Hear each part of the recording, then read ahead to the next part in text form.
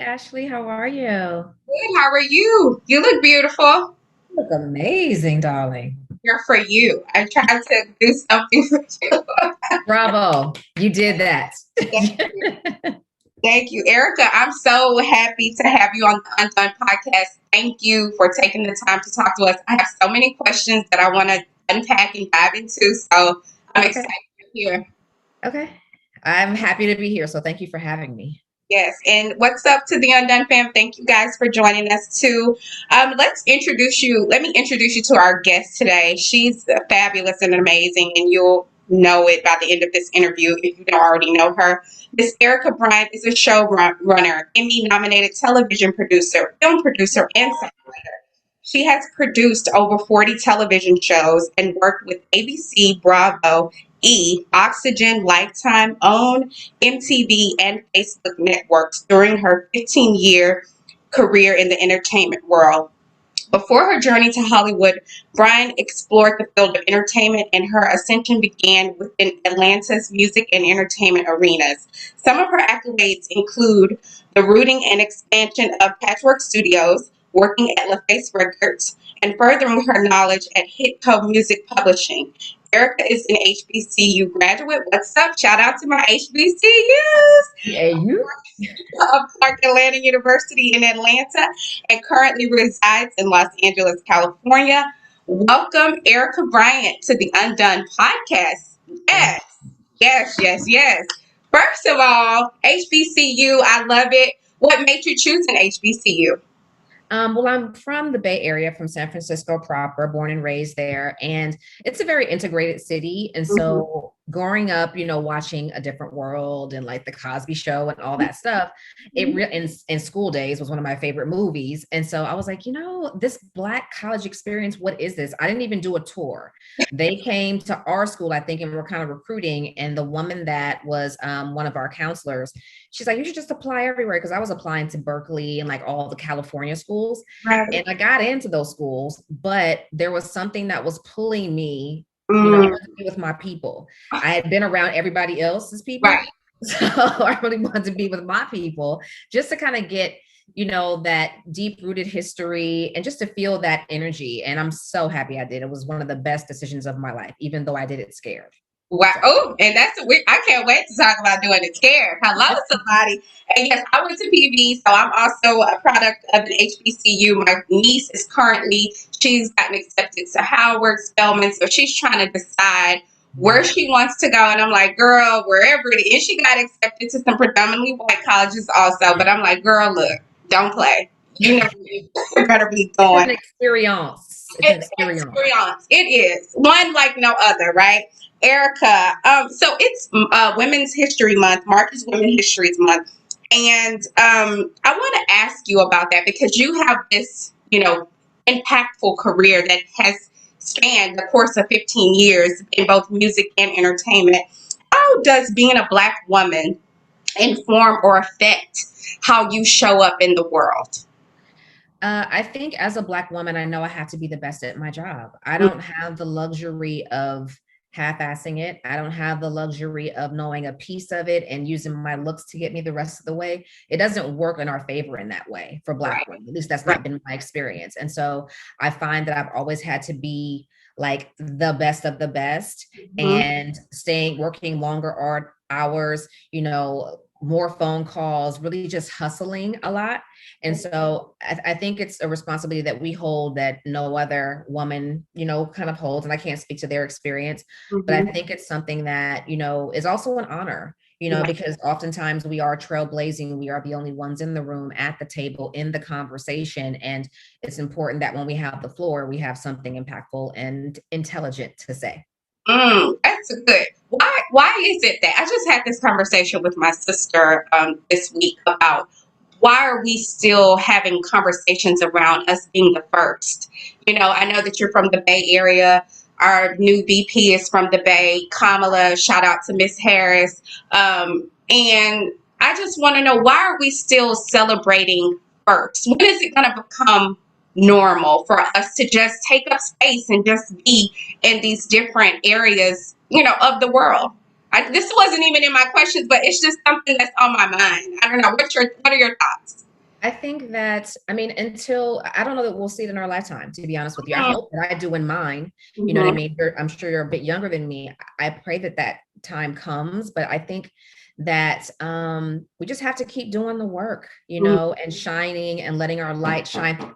I have a delivery. I'm so sorry. Please forgive me. I don't know. This is undone. This is real. Go ahead, girl. Go ahead. Yeah.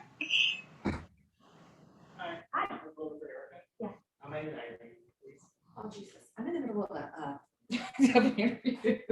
This is real life, people. Sorry, guys. I don't know what's happening. Someone sent me something. I apologize. And we are not cutting this out. This is real. So we are keeping this in there. Who was it from? I'll take a sip of water.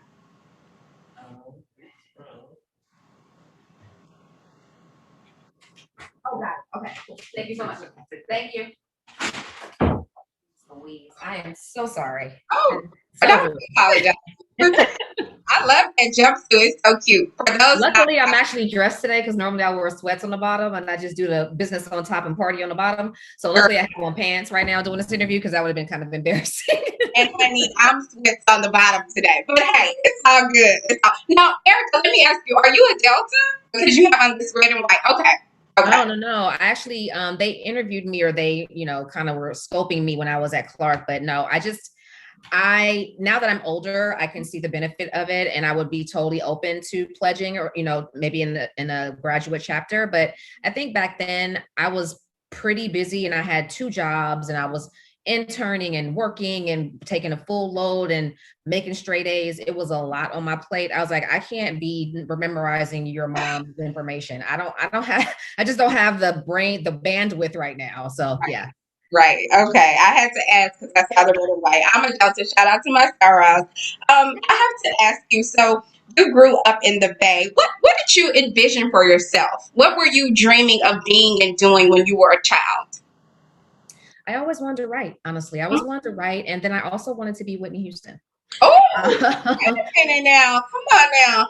Yeah, so I used to want to be a singer when I was really young. And then I realized that I don't have a Patti LaBelle or Whitney Houston kind of voice. So I was like, you know what? Maybe I just need to let them people do what they do, or let me do something else. Right. But I'll say this: I'll say that television has always impacted me. Television was my nanny. I always love to say, because my parents were working and off doing whatever they were doing. I was at home in front of the television and kind of absorbing storytelling, absorbing these different families, and just kind of what the world was like. And so I think I always knew I would be in entertainment. I didn't know what capacity. I always wanted to be, you know, also like a radio personality, which still Mhm. may come somewhere down the road. Right.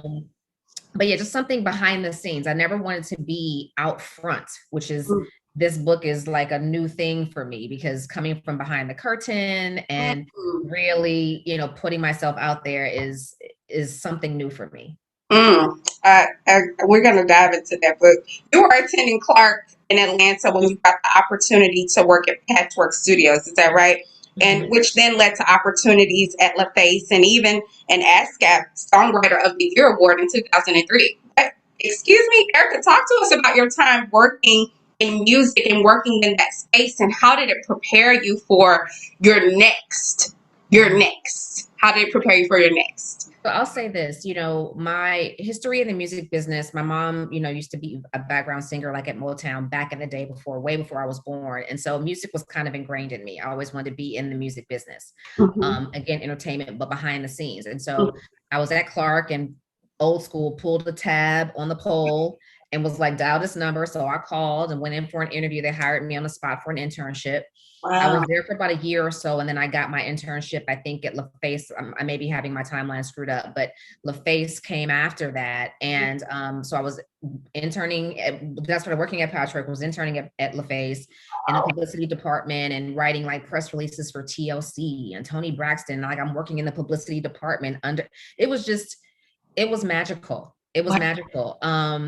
And then I worked at D-Lo as well, Rashida and Kirk's studio. So I was literally had my hands in everything music as much as I could, while I was taking a full load and, you know, maintaining a 4.0 GPA. Like, it was, You better, I was determined she was not playing any games. Okay. tell them to maintain and still grind. Hello, 4.0 while still look.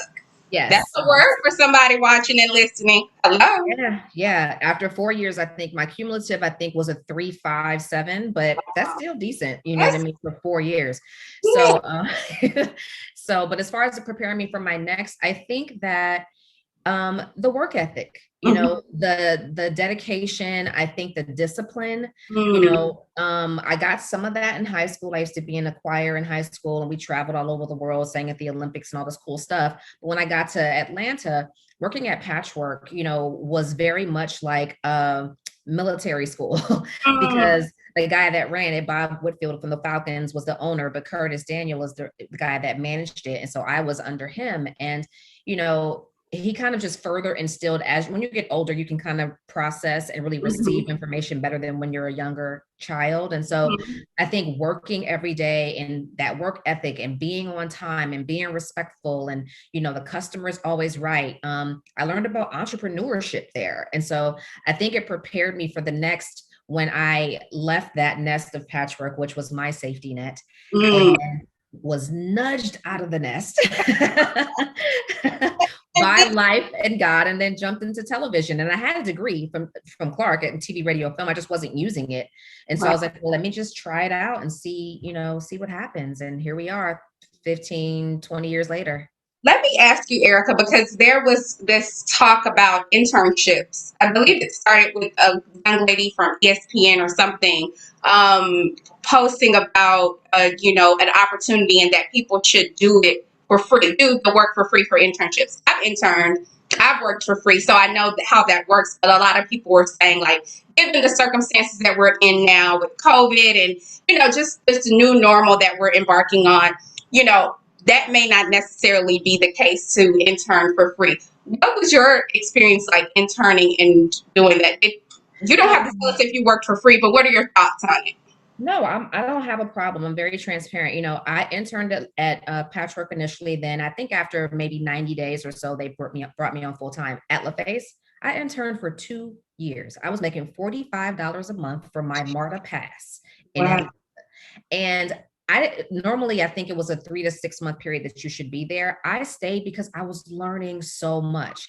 I Mm. was a sponge, and I was like, you know what? You're okay. You guys are not paying me, but I am getting like a college education and other business from this experience. And then I'm young, and I've never been impressed by celebrity and that kind of thing. But to know that I'm writing a press release for a TLC or an Outcast or a Goody Mob or a Tony Rich or Sam Salter or any of those people that were like Donnell Jones were popping and signed to LaFace at the time, and then seeing them come through our offices, Diddy with Total, like Uh, having meetings with LA, like watching this as a 20-year-old, 19-year-old, it was amazing, and amazing because I was literally a fly on the wall. No one knew who I was. I wasn't nobody. I was literally probably the people from back then don't even remember me, a lot of them. But I'm fine with that because, again, it was that work ethic and it was me just sitting back and absorbing as much as I could. So for those who are contemplating interning, I am an advocate of it.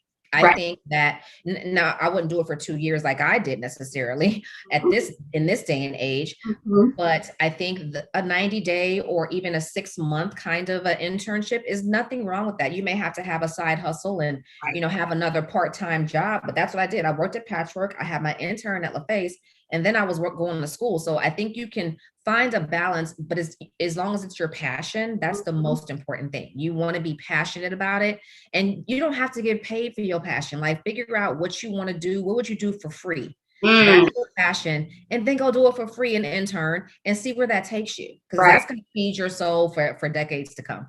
That's solid advice. That's really good advice, Erica. Thank you for sharing that. You then went on to land a role as an executive assistant with Tyler Perry. Excuse me, ma'am. How did this go? So not only are you killing it at LaFace and Patchwork Studios, and went to HBCU, Clark Atlanta, you then get this opportunity with Tyler Perry. Talk to us about how that happened. It was really random. I always say what God has for you is for you, and your gifts do make room for you. And I had never even heard of Tyler Perry. Like, I'll be honest with you, I hadn't heard of him. And I was going through a bad breakup. I was depressed and sad. It was just bad. Um, Yeah, that and I day. was doing modeling on the side as well. That was another one of my side hustles. I was doing print work and hair magazines just to, get in more income. Right. And one of my photographers was like, "Do you know who Tyler Perry is?" And I was like, "No." And Mhm. so he's like, "Here's his DVD. I think he's looking for an assistant. I did his photos recently. You should, look at this thing and let me know, and I'll connect you guys." So he did. And I went in for an interview and met with the VP at the time, this guy named Pierre, Mhm. and it went well. Then I came back, I think, for a second interview, and I met Tyler. And it was an amazing experience because we're both Virgos. And so Mm. everybody knows that a Virgo loves a Virgo. They're like, "What, you a Virgo too?" And we just Yeah. are automatically family, right? We had a very just super cool interview, and I was very much myself. I was very comfortable. And I went home, and then later on, he offered me the job. I ended up declining the job the first time, actually. This story is in the book as well. I said no to it because I had prayed, and I'm a praying girl. Mm. I was also up for another opportunity with a friend who was running a production company. And he was like, "Listen, I want you to come on. I think you could be a producer." No one's ever said this to me before in my life, right? So I'm like, "What does that mean?" And he's like, Right. "No, you're so creative. You're so this." He's like, "You could be a producer. I want you to come on with me. I have this independent thing. I have an investor that's helping. Like, let's just come on. Let's develop some projects out Mhm. of my mind, not even knowing what any of this means, because I'm coming from music. So this is all Right. to me." I'm like, "Okay, cool, maybe." So I go on a trip for a weekend to help some friends out. Again, side hustling, doing like a golf tournament to make some extra money. And I Mhm. pray. And on that trip, I have a dream that I am on a movie set working for the second guy. So when I come back to Atlanta, I basically declined the job from Tyler Perry. And so they called me, they were like, "Hey, so you're back in town, you're gonna take the job?" And I was like, "Actually, I'm gonna pass." And so the guy was like, "Really?" And I was like, "Yeah, I'm gonna take this other opportunity. I know it sounds crazy." And the Tyler Perry job was more money. I had a little bit of benefits. It wasn't crazy money, but it was more Right. money than I Right. had ever made. Mhm. And I was like, "No, I think I'm gonna go this other way." And I think I've never been one to chase money. Like, it has its importance, it has its weight, but for me, I want to do what makes my soul sing and what makes me happy. Mm. And I wasn't sure about that. I had never been an assistant in that way, and I wasn't sure. And although I thought he was amazing and phenomenal, I was like, I had a dream, and I feel like that dream came from God. So I'm gonna go this route. And Right. so he found out, he called me back and was like, "What do you mean you declining this job?" And I was like, "Well, I prayed about it, and God told me that I should take this other opportunity." He was like, "Well, I think you should pray again because God told me you belong with me." And I was like, "Well, You I serious, think Eric? dead serious." And I was like, "Well, I don't know what to say about that, but all I know is that I'm going to do this other thing, and hopefully we can work together in the future. Like, I would love to, but I have to follow my spirit." So I Mm. go into that job. That job falls apart after 3 months because the money goes away. Mm. So then, this is so funny. So then Girl. I'm like broke. I'm like, what are we gonna do? What is we's gonna do? So, Come on, God. right. I'm like, "What are we doing? Why'd you have me do that, God?" Right. And so I called the VP back and was like, "Listen, I don't know if you guys still have something available, but I really would love the opportunity to come and do the job that you guys offered me a few months ago if it's available." He's like, "I don't know. Let me call you back." So he Mhm. called me back like a couple hours later, and he was like, "Actually, no, Tyler didn't want anyone but you, so he didn't hire anybody else. Oh So my. yes, you can start on Monday." And when I tell you I was doing a hallelujah dance around my living room, it was phenomenal. And I ended up working with him for like almost a year. And it was a very, growing experience for me. He was just at the precipice of doing like all his blow up situation. Mhm. So the first film of Diary of a Mad Black Woman, I was the coordinator for the soundtrack on that film, and just assisting him with building houses and a bunch of stuff, like all his personal stuff. And it was great. And Oh then my. I moved on and came to LA. Okay, before we get to LA, that was so okay. That blessed my soul so much because I believe that people can, you know, say that they relate to that story, that they've been in a position where they're like, okay, where do I go? Which do I choose? And you went with what you felt God led you to, and then that fell apart, and then you were still able. That's grace. If it ain't nothing else, what? That's Yeah. grace and favor on your life. And that And was what's for so you is for you. That's the point. What is for you, nobody can steal it, take it. mm, There is no competition. Your race is your race. People might compare themselves to you, but I say there is no competition. I don't even compete with myself. I just live and try and love and laugh in the process. You know what I mean?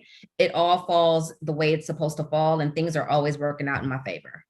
Erika, what advice would you share with the viewers and listeners that are watching and listening to this that are in that same situation that you were in and they're like unsure of what to do and they're leaning one way and they're, not sure. They're stuck in the middle. What advice would you share with them on how to Hmm. make the best decision for them? I would What? say this to start. I would say you never can get it wrong. Here's the Mm, thing. If I would have chosen a title job, that wouldn't have been wrong. And in layman's terms, like, oh, I chose the other thing and it was wrong, maybe, but I still got what was for me. So one, I'd say you never get it wrong. Two, I'd say something that I do when I play this little game with myself. If I have two options on the table, I'll live with each option if I have the time for a day. If I don't have a day each, I'll do like, 6 hours each. So I'll say, take the red pill. I'm gonna say I'm taking this red pill and I'm gonna live with the reality of that red pill for 6 hours. What does my life look like? How does that play out? Then I switch. I'm like, okay, now I'm gonna take the blue pill. And how does that feel? One of them is going to feel better. One of them is going to make your soul sing. One of them is going to probably make you afraid. mm, And often the one that makes you afraid is the one that kind of pulls you a little bit more. And the one with Tyler made me afraid. I was like, I don't know what to do with it. But this other situation, I was familiar with the guy. I was comfortable. So I kind of, and it could have been, timing is everything, but, I gravitated there. But the right. other thing, the working with Tyler was for me. And so that's why I ended up panning out that way. But I'd say live with it for a day on each side of the coin and see which side feels better. And no matter what side you choose, it's okay. You don't get it wrong. Wow. That's mic drop. That's good, Erica. This Oh, is thank so you. good. Okay, so then in 2006, you would be presented with another opportunity with America's Next Top Model that would ultimately land you on the track that you've been on in entertainment in your next role in Hollywood. You were offered this opportunity and it was slated to be 2 months. Was that one? Oh, was that the America's Next Top Model? Okay, wow. Yes. Yeah, so I was a PA. So I went from doing the patchwork thing, and then before Tyler, that interim time, I was actually doing some PA work. So I was like hustling and like making $100 a day. So Top Model came to Atlanta, did a casting call. I found them on Craigslist through a friend of mine. We both go and we like PA for the day, make $100, and they're Mhm. like, "Oh, we're doing a tour. We're going to be in Florida. We're going to be, I think, in Tennessee." I was like, okay. So me and my girlfriend Mia, we get in my car and I'm like, we're going. So I drive to Florida. I have no money. Okay. We hustling. We stay in a Holiday Inn. We split the bill. We sleeping in Right, the same bed. Like, but that's my ride. So she rode with me. Right, like my ride or die when I say that's my ride. And right. so we get there and I intern and the woman, her name is Michelle. She's Mhm. like, wait, didn't I just see you in Atlanta? I was like, yes, you did. And you'll see me in every other city that's on this eastern border until you give me a job. She's Right, like, you're kind of scaring me, but I like your determination. I'm like, right. okay. So then they go to Tennessee, I think it was after that, or some one of the, I think it was Memphis or something, I can't remember.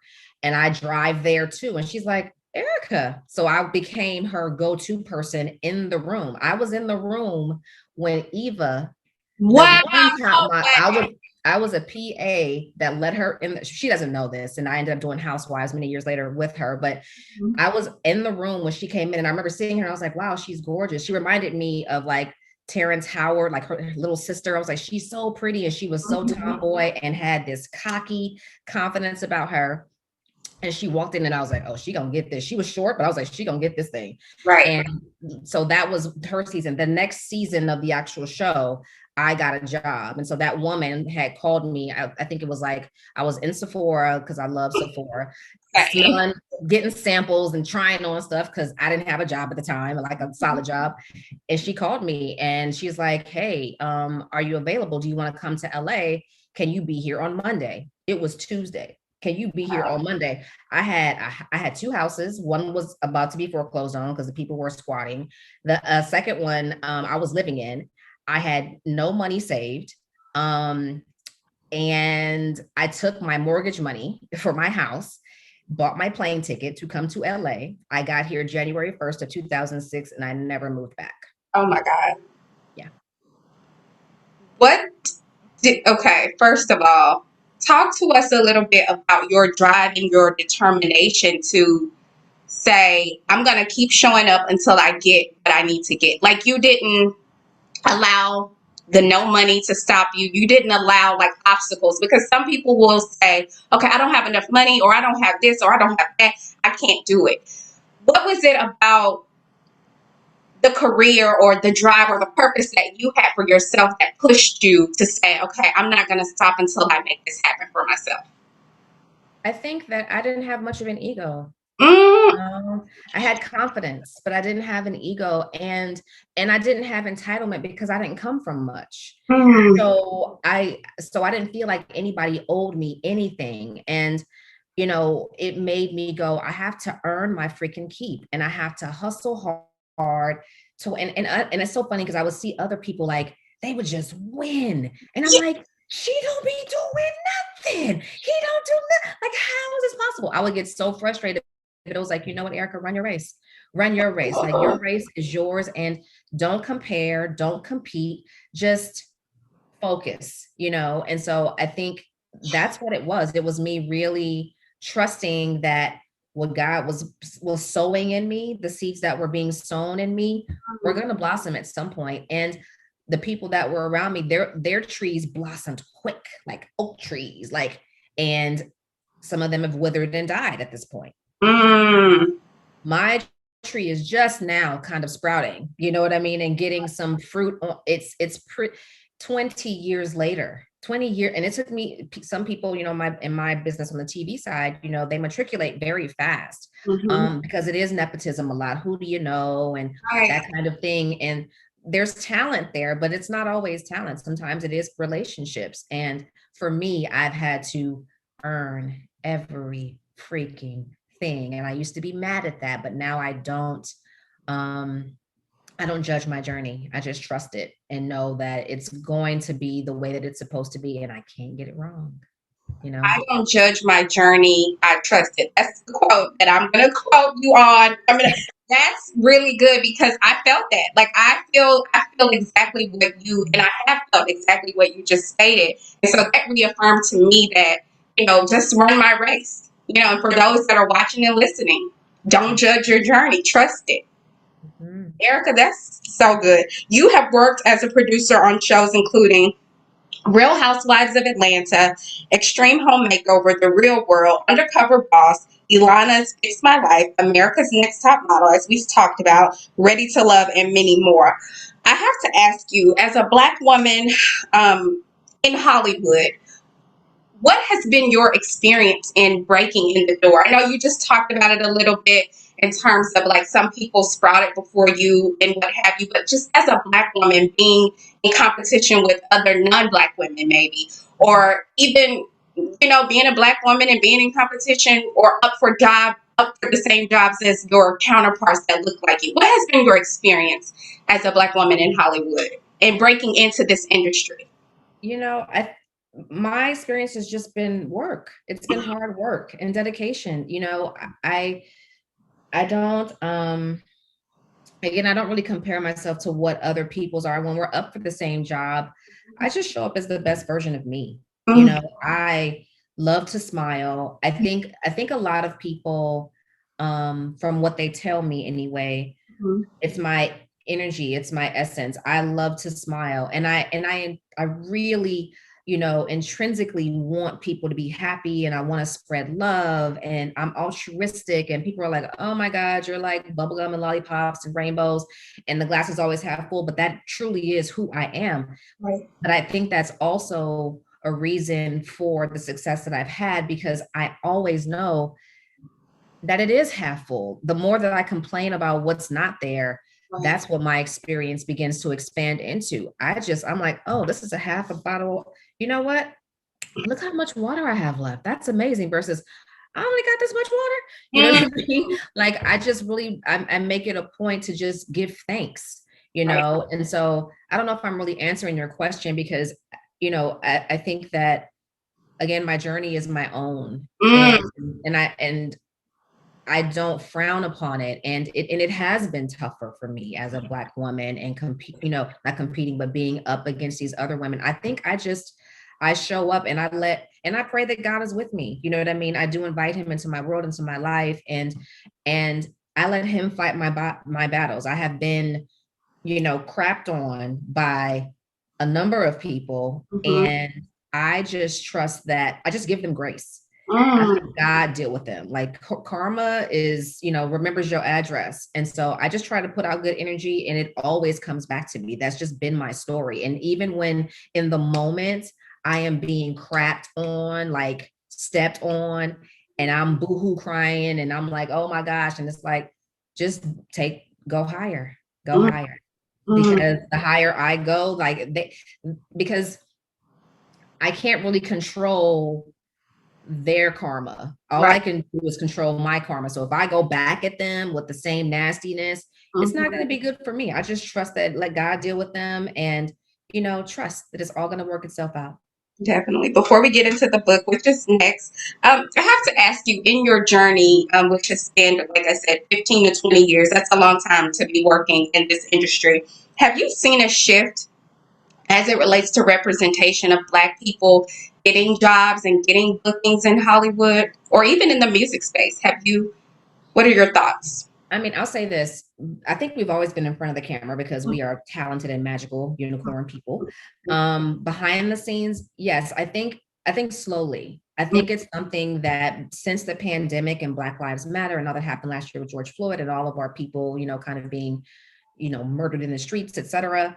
Um, Hollywood is taking a second look at themselves. I think that, and it's not that the look is new, it's the mirror is being cleaned to say, look at yourself. Do you see what this looks like right now? Right. And so I think that some companies are, hopefully we'll see the next year or two how it pans out, but are opening the door and allowing themselves to invite people of color in, Black women in, I don't BIPOC. Okay, I'm a Black woman. You know what I mean? And I think that other people of color definitely have their experience, but no one's experience is our experience. It's just not. And Right.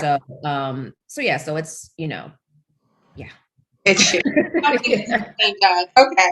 And so now I'm so excited to talk about this because this, I feel like I've done so many things scared. And I moved to LA scared almost 3 years ago to pursue and further my career in TV and media. And not even just that, that wasn't even my first thing that I did scared, but I've done multiple things. So I know people that are listening and watching this can relate to this book. Your latest project, I'm so excited about. So many people are raving about it. Doing It Scared, an inspirational guidebook to facing and conquering fear. Doing It Scared features 9 self reflecting chapters tailored to those plagued with self limiting beliefs. Hello, somebody. Imposter syndrome. Hello. Or the fear of the unknown. The hard copy of Doing It Scared, an inspirational guidebook to facing and conquering fear, is set to be released on March 22nd. Erika, let's dive in. I know that the pandemic inspired this, or not even the pandemic, but you were in the pandemic and you know out to carve out this space. What was the writing process like for you? Was it therapeutic at all to get this out? Yes, I've always been a journal type of girl. Like I have a bin in my room, is probably like 20 journals in there. I haven't done it so much in recent years, but for me, the writing process was therapeutic, it was cathartic. It was healing. I always say this book wrote me. I didn't write this book because I prayed every time before I sat down to write. And I actually only would dedicate, like my plan wasn't to, have a book by the end. It was like, I'm gonna sit down and I'm gonna write for 10 minutes per day. Mm, That's it. I don't want to be like, I'm gonna do an hour a day and I'm gonna do 3 hours a day. That was just too much for because even me, you know what I mean, where I have procrastination sometimes, right. I overshoot my expectations of myself, then want to beat myself up or what have you. And so I was like, you know what, 10 minutes, that's like eating a pizza one bite at a time. Oh, Right. 10 minutes, I can eat a bite of pizza. And Right. so I did 10 minutes per day, and after 10 weeks I had a book that was born. And the blessing was is that yeah, it took 10 years to make it, to even sit down and do it, I should say. The Right. title came to me about 3-4 years ago. I want to say it dropped in my spirit and was like, oh, doing it scared, because I'm always scared to do something, and then I end up doing it. And then on the other side, it's great, but I'm always like, oh my God, what am I gonna do? Right. So I was like, oh, that's gonna be the title. And then so over time, I would be in different situations and circumstances or talking to friends, and I'd be like, oh, she's afraid of this. I'm like, oh, when you're, you know, because you need validation. You know what I mean? Like little things were just dropping. And so I would just put in my phone, taking notes, just like titles.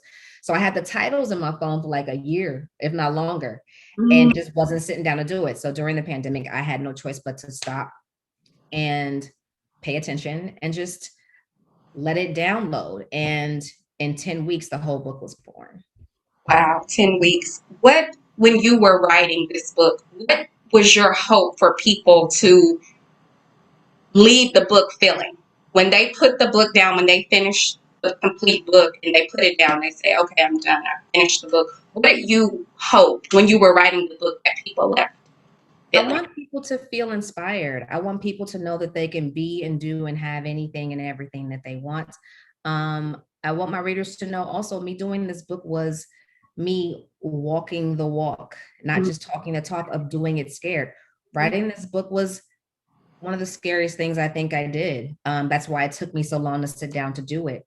So I want them to know that I'm not just preaching at them like do these things and it's Right. cool to do. It's no me, doing it and then putting myself on the cover. This is a proof. Putting myself on the cover of it Oh, was, good, by was a the way. whole girl. It was a whole thing. I literally was like, no. I argued with my graphics guy, Verbal Slick. I was like, no, I don't want to be on the cover. I want to do like a mountain with like a sunrise, like very like Deepak Chopra-ish. I want to feel very esoteric. You know what I mean? I really wanted to have a different vibe to it. And Right. so, I don't want, and so then time goes on, and my other good friend, John Good from Atlanta, was like, like put yourself on the cover. And I'm like, no, I can't. I don't think I want to, and so I ended up saying, okay, I'll just try, just do a mock-up for me. And then I saw the mock-up. I was like, this is it. I'm like, I don't see anything else being on the cover. yeah, thank you. Thank you. Wow, that's amazing. Why should we do it scared? Look, I'm calling you E too. Why That's should okay. we do it scared? Like why? Why should we? Doing it scared because I think, it's a faith walk. This whole life that we have is a faith walk. And it's okay to have fear. Like we're all afraid of something. And I don't think there's no judgment there because I have it all the time. But I think it's okay to embrace that fear, give it a big bear hug, and then move through it. Because as you hug it, it literally disappears into a cloud.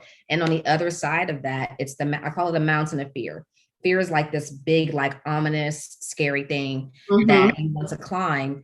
And when you're looking at it, you're like, oh my God, look at how many feet is that? It's dark. I'm gonna be by myself. It's cold. I don't have enough food. Like we make all these excuses, and then you climb it.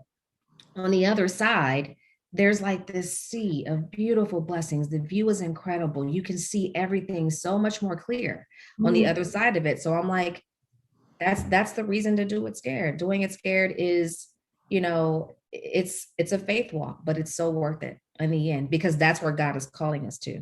We Mm. were born with fear. That girl, this is look. Have I went to therapy? Because God, this was God because I was having a moment, okay? And God just put this for me to do today. He was like, okay, this is what we're doing today. So, okay, God, I got the word, I got the message. Erica, what did you learn about yourself that you didn't know? You think you know yourself, you got yourself down, but what did you learn in the process of writing this book about Erica that you didn't know before? That I'm actually a writer. I think when I was in seventh grade, this might make me teary eyed. One of my teachers was like, "You'll never be a good writer." She Mm, told me that, and I mm, was like, "It's so important what we say to small children." And so, yeah, that I'm a writer and that I can do this, and that it doesn't have to be it doesn't have to be me, all about me. It's like God's gift through me. And I just opened myself as a vessel and, it just kind of poured out. Look, you got me over here teary-eyed too. You're Yeah. so right about what we tell our kids because those Yeah. things stay with you. Depending on who it comes from, or even if it's not somebody that's important, kids remember and they deposit that and it sticks with them. So it's so true to remember to pay attention to what you tell kids. Yeah. What is next for you? What's next? What do you have coming up? Are you Sky. producing any shows? Are you producing a film or a series to this book? That will definitely be on the list of things to do for sure. Some IP around it. Right. Currently, I'm working on Family or Fiance, which is one of my favorite shows to work on. It is, an own show, and it is one of those shows that really helps people. It is therapeutic, and so that's what I'm working on right now. What's next, though, I think is definitely another portion to this book. I think a part two. It'll be in a different vertical, but the same thing, doing it scared in love, or who knows, in relationships, you never know. So Oh, we'll see what comes. But yes, I would love to do some IP, some creative stuff around it. But sky's the limit. I'm saying yes to everything, as Shonda Rhimes says, and embracing it all and trusting what God has for me is for me, and knowing that I can't get it wrong. So it's all good. I'm just you keep are such a gem, Erica. Oh my God, you need to teach us. So you need to. Okay, this was so good. I love doing it scared, like Love Edition. That's good. That's really good too.